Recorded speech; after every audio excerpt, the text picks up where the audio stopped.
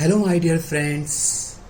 आज हम आपके लिए लेके आए हैं सॉल्यूशन एंड कॉलिगेटिव प्रॉपर्टी का लेक्चर नंबर 10। ओके, ये लेक्चर इतना कुछ बड़ा नहीं होने वाला है। ये लेक्चर में हम सिर्फ तीन जो इम्पोर्टेंट डेफिनेशन है उसके रिलेटेड हम पढ़ने वाले हैं, उसे हम समझने वाले हैं।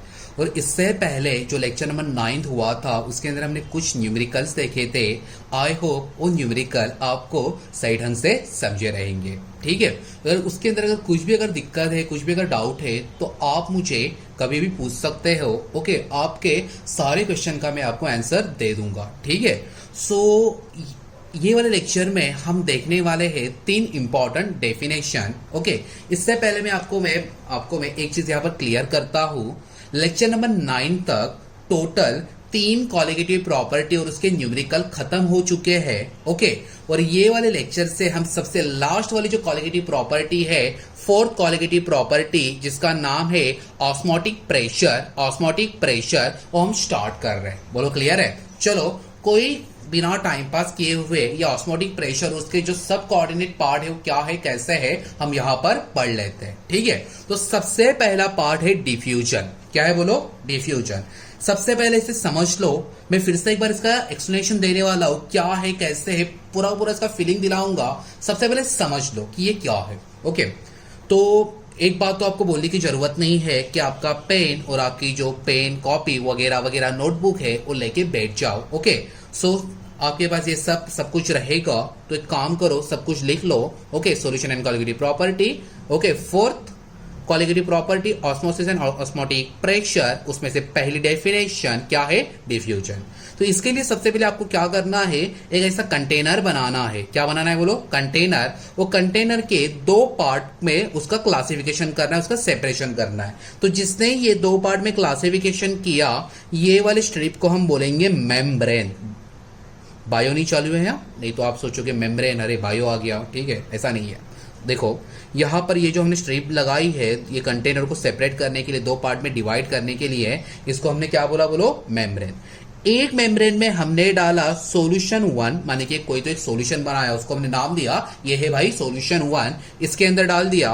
और दूसरे वाले कंटेनर में हमने डाल दिया सॉल्यूशन 2। बोलो, ये क्लियर? इतना सॉल्यूशन 1 और सॉल्यूशन 2। आपको पता है अगर सॉल्यूशन है तो सॉल्यूशन को कंसंट्रेशन भी रहेगा। ओके, तो इसका कंसंट्रेशन हमने माना C1 और इसका कंसंट्रेशन हमने माना C2। बोलो क्लियर? इतना एकदम ओके।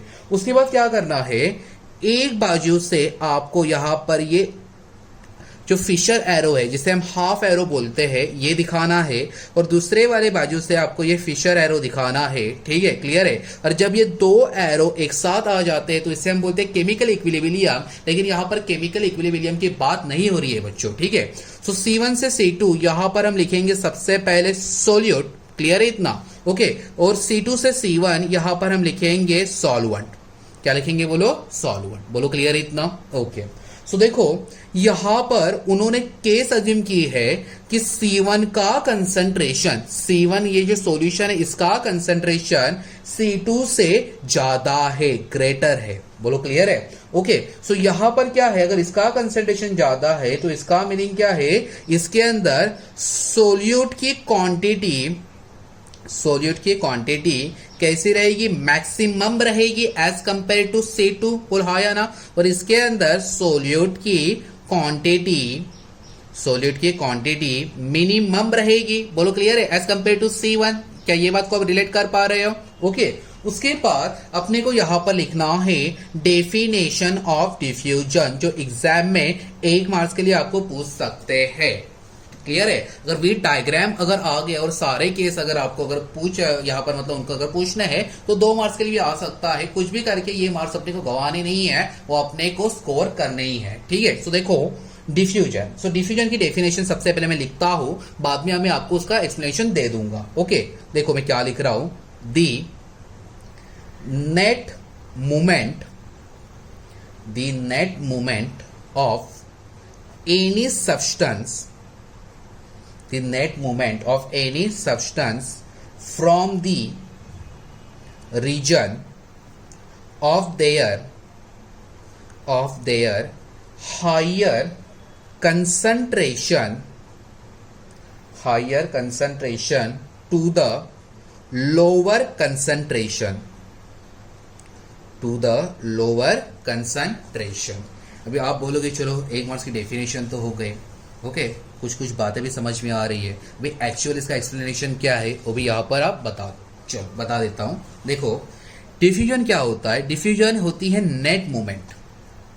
डिफ्यूजन क्या होता है, नेट मूवमेंट किसी भी सब्सटेंस का, आइदर वो सॉलिड हो सकता है नहीं तो सॉल्वेंट हो सकता है। सब्सटेंस में लिक्विड भी हो सकता है, सॉलिड भी हो सकता है, बोलो हाँ या ना, ओके।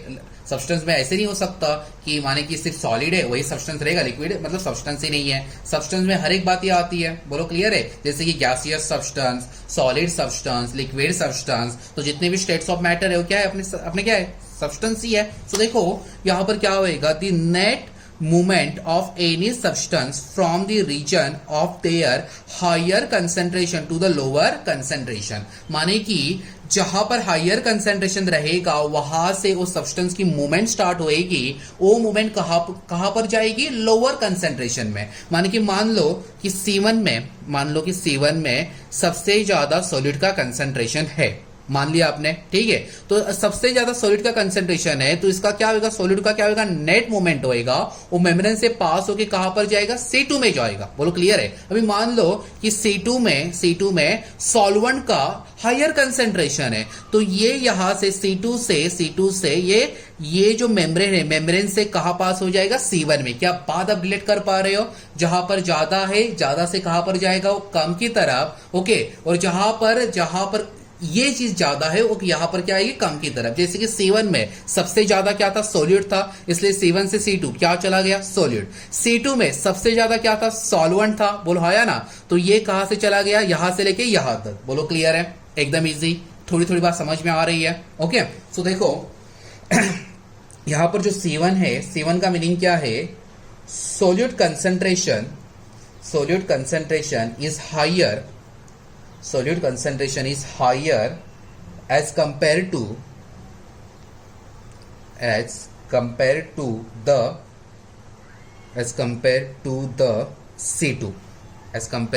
C2, और C2 में क्या है बोलो, solvent concentration is higher as compared to the C1। माने कि यहां पर डिफ्यूजन में दोनों की यहां पर नेट मूवमेंट पॉसिबल है, सॉलिड भी जाएगा C1 से लेके C2 चुई, ओके। और जो सॉल्वेंट भी जाएगा कहां से, C2 से लेके C1। क्या ये क्लियर है, ये इधर गया, ये इधर आया, क्लियर इतना एकदम, ओके। सो ये सारी बातें, डिफ्यूजन की बातें आप यहां पर नोट कर लो, ठीक है। उसी के साथ साथ इसे एक बार ठीक से पढ़ लो, मैं इसका एक्सप्लेनेशन फिर से आपको एक बार देने वाला हूं, इसे सही ढंग से पढ़ लो, सब लोग पढ़ो, ओके। जो भी आपने लिखा है एक बार पढ़ो, ठीक है। नहीं तो एक काम करो, फर्स्ट से लेके एंड तक फिर से एक बार वीडियो को प्ले करो, ये बातें आपको आज के आज ही समझनी है, वेरी वेरी इंपॉर्टेंट बातें हैं ये, ठीक है।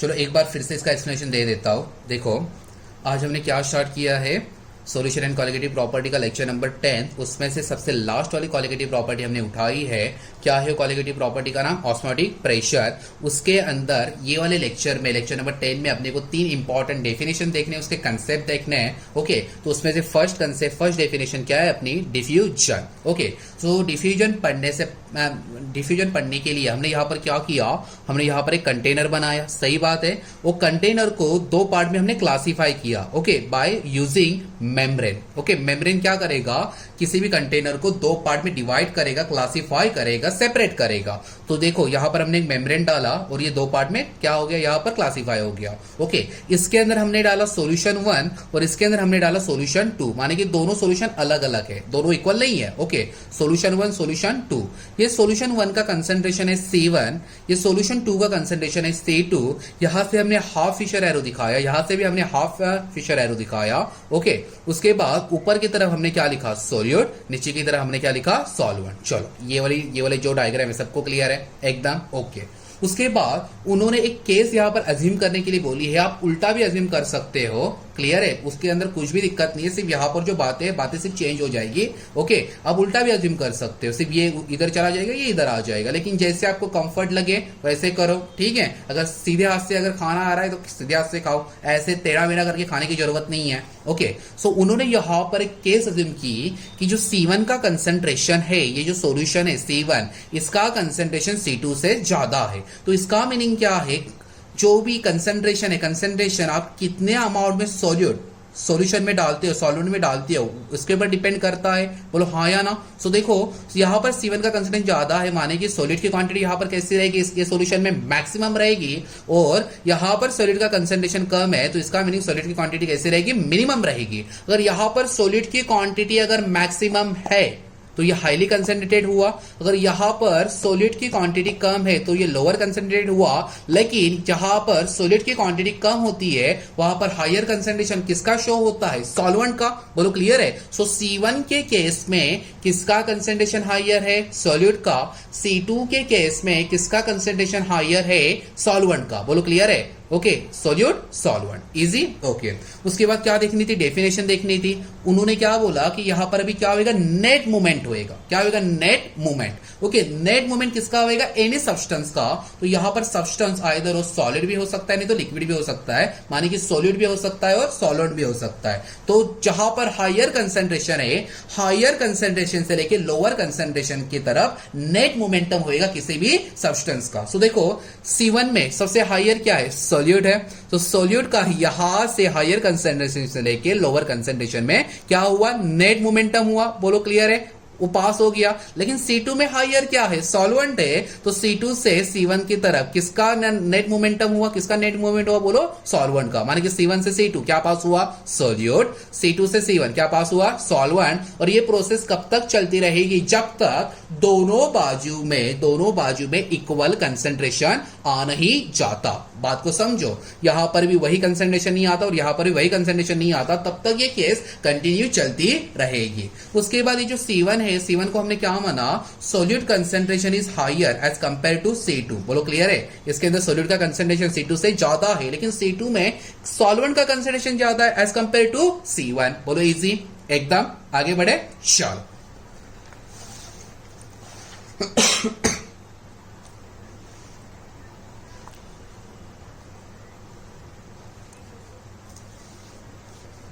डिफ्यूजन ये कंसेप्ट अच्छी तरह से समझने के बाद नेक्स्ट अपना कंसेप्ट है ऑस्मोसिस। ठीक है, चलो लिखो ऑस्मोसिस, लिखो। उसके बाद फिर से एक कंटेनर बनाओ। ओके, उसको दो पार्ट में सेपरेट करना है, तो बीच में ये लगा दो।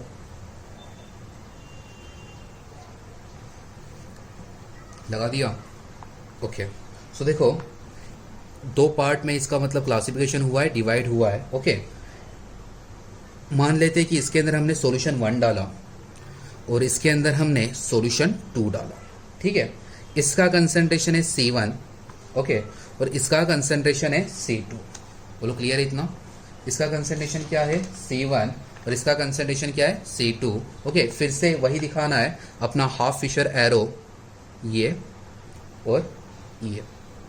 ऊपर की तरफ दिखाओ सोल्यूट, नीचे की तरफ दिखाओ सॉल्वेंट। ओके, और लास्ट वाले केस में जिसने ये कंटेनर को दो पार्ट में सेपरेट किया था उसको हमने क्या नाम दिया था, मेम्ब्रेन। लेकिन ये वाले केस में थोड़ा सा हम पैसा बढ़ाएंगे, पिछले वाले केस में थोड़ी जरा कंजूसी की थी, यहाँ पर हम थोड़ा सा पैसा बढ़ाएंगे। ओके, और यहाँ पर हम लगा देंगे थोड़ा सा कॉस्टली मेम्ब्रेन जिसका नाम है semi permeable membrane. Semi permeable membrane, जिसको हम शॉर्टकट में SPMB बोलते हैं, SPMB बोलते हैं। ठीक है, इतना क्लियर है। चलो ये बना लो, सब लोग बनाओ। ओके, सबसे पहले इसकी जो डेफिनेशन है, डेफिनेशन में लिख देता हूं, बाद में इसका पूरा एक्सप्लेनेशन मैं आपको दे दूंगा। ओके, ऑस्मोसिस आप भी साथ मेरे लिखिए डेफिनेशन, आपका भी टाइम सेव हो जाएगा। लिखो, दी movement of solute molecules, the movement of solute molecules from their lower concentration to the higher concentration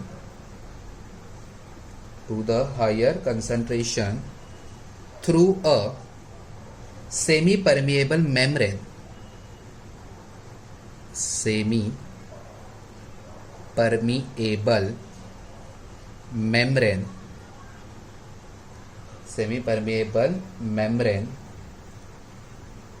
until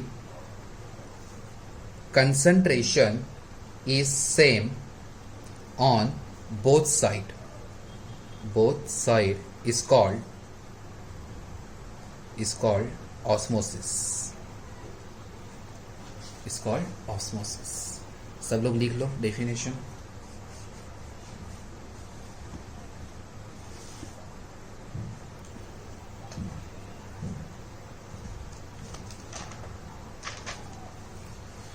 okay, सबकी अगर डेफिनेशन अगर लिख के अगर कंप्लीट हुई रहेगी, ठीक है, तो इसका एक्सप्लेनेशन मैं आपको दे देता हूँ. देखो, ऑस्मोसिस, सबसे पहले हमने एक कंटेनर बनाया, सही बात है. कंटेनर में हमने यहाँ पर एक मेम्ब्रेन लगा दिया, लेकिन ये सस्ता वाला मेम्ब्रेन नहीं, ये थोड़ा कॉस्टली मेम्ब्रेन है. ये मेम्ब्रेन का नाम क्या है? सेमी परमिएबल मेम्ब्रेन, जिसे हम शॉर्टकट में क्या लिखते हैं? SPM. ये वाले कंटेनर में, फर्स्ट जो कंपार्टमेंट है उसके अंदर हमने डाला सॉल्यूशन 1, सेकंड कंपार्टमेंट में हमने डाला सॉल्यूशन 2. इसका कंसंट्रेशन है C1, इसका कंसंट्रेशन है C2. वही फिशर एरो सोल्यूट सॉल्वेंट दिखा दिया. बोलो क्लियर है? अभी देखो ऑस्मोसिस क्या है. ऑस्मोसिस, ये जो केस है, ये केस डिफ्यूजन से टोटली अपोजिट है. बस इतना ही है, बाकी कुछ भी नहीं है. देखो यहां पर भी क्या होएगा? नेट, यहां पर भी क्या होएगा? मूवमेंट होएगा. क्या होएगा? बोलो मूवमेंट. किसका होएगा? सोल्यूट मॉलिक्यूल का. कहां से कहां तक होएगा? लोअर कंसंट्रेशन से लेके हायर कंसंट्रेशन. किससे होएगा? सेमी परमिएबल मेम्ब्रेन से. ओके, और कब तक होएगा? जब तक दोनों बाजू का कंसंट्रेशन क्या नहीं हो जाता? इक्वल. बोलो समझ में आ रहा है? देखो देखो देखो देखो, लास्ट वाले डिफ्यूजन केस में, ओके, जो भी मतलब मूवमेंट हो रही थी सब्सटेंस की, वो कहां से कहां तक हो रही थी? वो हो रही थी हायर कंसंट्रेशन से लेके लोअर कंसंट्रेशन. लेकिन ऑस्मोसिस में जो भी यहां पर मूवमेंट हो रही है, किसकी हो रही है? बोलो सोल्यूट की. किसकी हो रही है? सोल्यूट की. याद रखना सोल्यूट. ओके, एक बार क्वेश्चन आया था कि ऑस्मोसिस में नेट मूवमेंट किसकी होती है? नेट मूवमेंट किसकी होती है? तो सीधा सीधा लिख देना किसकी? सोल्यूट की. बोलो क्लियर है? और कभी कभी सॉल्वेंट की भी हो सकती है. ओके, वो आपको मैं बताऊंगा अभी. ओके, सो देखो, लोअर कंसंट्रेशन से लेके कहा जा रही है? Higher concentration. लेकिन किसके थ्रू जा रही है? Semi permeable membrane. और कब तक जा रही है? जब तक दोनों साइड का कंसंट्रेशन क्या नहीं हो जाता? इक्वल. ऐसे वाले प्रोसेस को आप क्या बोलोगे? ऑस्मोसिस. क्या बोलोगे? बोलो बोलो, ऑस्मोसिस. ओके, इसका मीनिंग समझ लो. ये सेमी परमिएबल मेम्ब्रेन क्या है? देखो, डिफ्यूजन में दोनों की दोनों चीजें साइमल्टेनियसली पास हो रही थी. आइदर क्या हो रहा था पास? सॉलिड भी हो रहा था और सॉल्वेंट भी हो रहा था. लेकिन ये जो सेमी परमिएबल मेम्ब्रेन, इसका मीनिंग समझो, सेमी का मीनिंग होता है आधा, हाफ. परमिएबल का मीनिंग होता है परमिशन देना. और मेम्ब्रेन तो आपको पता ही है, माने कि ये जो सेमी परमिएबल मेम्ब्रेन है, SPM है, सिर्फ एक को ही जाने के लिए परमिशन देगा. आइदर सॉलिड को जाने के लिए परमिशन देगा, नहीं तो सॉल्वेंट को देगा. दोनों एक साथ आ जा नहीं सकते. क्लियर है? मान लो कि C1 से C2, यहां से सिर्फ सॉलिड ही जा सकता है. ओके, नहीं तो C2 से C1, यहां से सिर्फ सॉल्वेंट ही जा सकता है. बोलो क्लियर है? माने कि इसको कुछ ऐसे मॉडिफाई किया है कि एक को ही ये परमिशन दे देगा, आइदर सॉलिड नहीं तो सॉल्वेंट. लेकिन मोस्ट ऑफ टाइम जो मूवमेंट होती है वो सॉलिड की ही होती है. ये सॉल्वेंट को पास यहां से नहीं करता.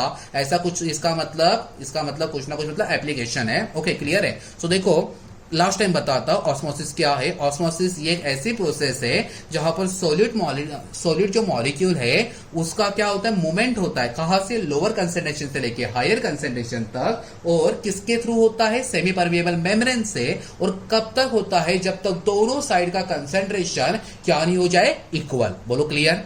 इजी एकदम. ओके, देखो उसके बाद ये बातें VSA में पूछ सकते हैं. ओके, ये जो प्रोसेस होती है, ये process it is an spontaneous process. It is an spontaneous process. Spontaneous का मीनिंग होता है अपने आप होना. जैसे देखो, सन आता है, सन चला जाता है, माने कि सनसेट, सनराइज. ओके, ये अपने आप होता है. तुम लोग तो नहीं बोलते चलो भाई सन आ जा, सन चला जा. ओके, मून आता है, मून अपने आप चला जाता है. बोलो क्लियर है? तो ये क्या हो रहा है? सब अपने आप हो रहा है. जो चीजें अपने आप हो रही है, ठीक है, ये बात क्लियर हो रही है? माने कि अपने आप होना, माने कि यहाँ पर कुछ भी एक्सटर्नल इन्फ्लुएंस नहीं होना, माने कि आपने कुछ पुशअप किया और कुछ हो गया, ऐसे नहीं, ठीक है। तो ऐसे प्रोसेस को आप क्या बोलोगे? Spontaneous process. जैसे कि बारिश है, अपने आप गिर रही है, ओके, और अपने आप बंद हो रही है, इसके अंदर किसी इंसान का, किसी एक्सटर्नल इन्फ्लुएंस का यहाँ पर हाथ नहीं है, जो भी हो रही है अपने आप हो रही है। समझ में आ रहा है? अगर आप बोलते बारिश आ जा, तो ये स्पॉन्टेनियस नहीं होती, नॉन स्पॉन्टेनियस होती। क्लियर है? सो देखो, it is an spontaneous process, और उसी के साथ साथ यहाँ पर जो फ्लो है वो कैसा है? यूनिडायरेक्शनल, यूनिडायरेक्शनल फ्लो, माने कि एक टाइम एक ही पास होएगा, आइदर सॉलिड पास होएगा नहीं तो सॉल्वेंट पास होएगा। So unidirectional flow, uni mean single. बोलो क्लियर है? इजी? ओके। उसके बाद ये कुछ बातें हैं जो सेटी और जो फिल इन द ब्लैंक्स है वहां पर बहुत मायने रखती है, और जो नीट है, नीट के लिए भी मायने रखती है।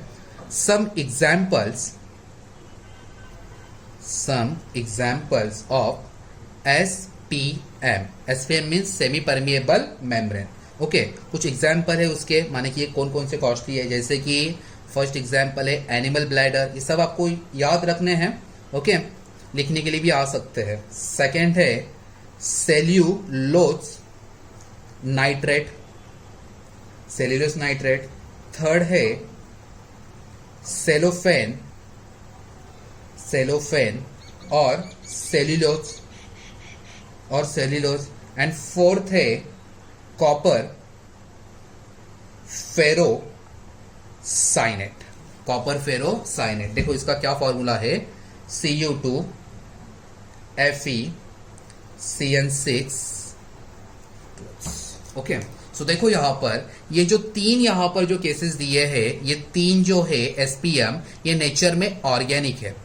ओके, माने कि ये ऑर्गेनिक है, जैसे एनिमल, सेल्यूलोज, ये ओके, ये प्लांट और एनिमल से मिलते हैं, तो ये क्या है? ऑर्गेनिक है। ओके, उसी के साथ साथ जो कॉपर फेरोसाइनाइट है, ये नेचर में इनऑर्गेनिक है। क्या है? बोलो इनऑर्गेनिक। बोलो क्लियर है इतना? एकदम ओके। सो देखो लास्ट टाइम समझ लो, ओके, डिफ्यूजन और ऑस्मोसिस में क्या डिफरेंस था और कैसे था, एक बार फिर से यहां पर मैं रिपीट करता हूं। ओके, सो देखो डिफ्यूजन, ओके, सो डिफ्यूजन में क्या था? जो भी मतलब नेट मूवमेंट हो रहा है किसी भी सब्सटेंस का, वो कहां से कहां तक होएगा? हायर कंसेंट्रेशन से लेके लोअर कंसेंट्रेशन, और किसके थ्रू होएगा? मेम्ब्रेन के थ्रू। बोलो क्लियर है? ये इसका था मतलब इंपॉर्टेंट केस, मतलब क्या बताना चाहता है डिफ्यूजन। बोलो क्लियर है? हायर कंसेंट्रेशन से लेके लोअर कंसेंट्रेशन क्या होगा? नेट मूवमेंट किसका? किसी भी सब्सटेंस का। ये हो गया डिफ्यूजन।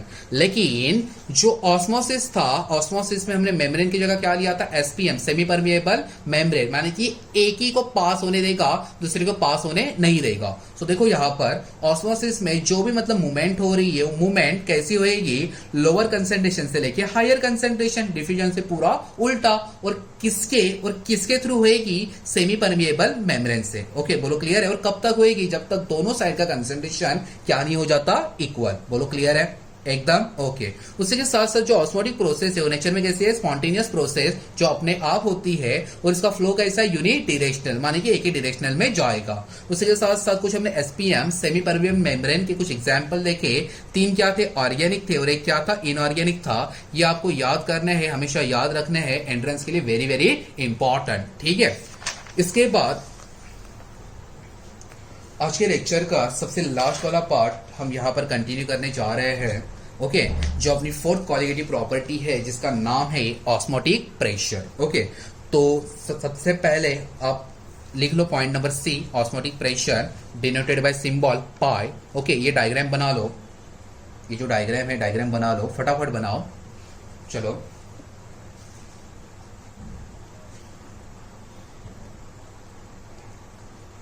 सबने बना लिया?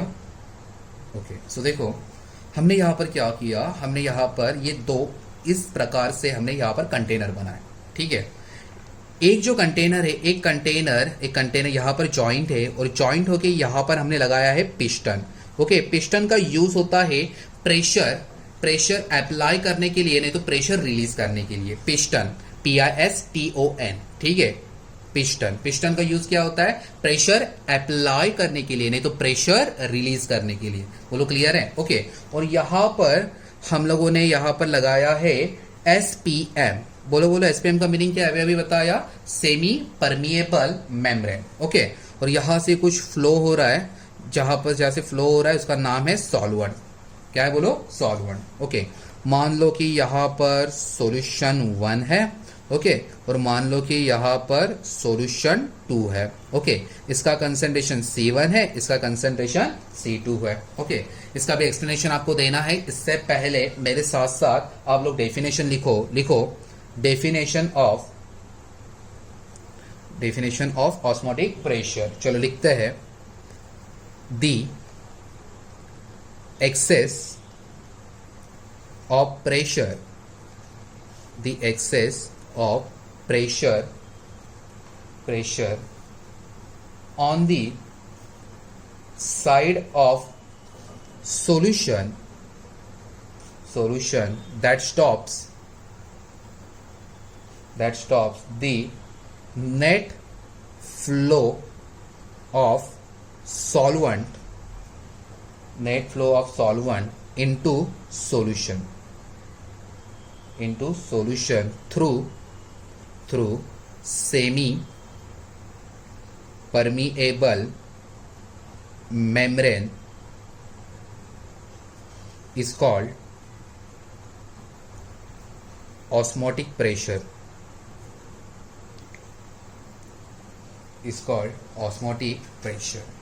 ठीक है। सब लोग लिख लो डेफिनेशन, बहुत इजी है, लिख लो। देखो, osmotic pressure, last colligative property, osmotic pressure denoted by symbol pi. ये भी क्वेश्चन पूछ सकते हैं कि इसके लिए सिंबल क्या है, पाई। ओके, दो हमने यहाँ पर कंटेनर बनाए।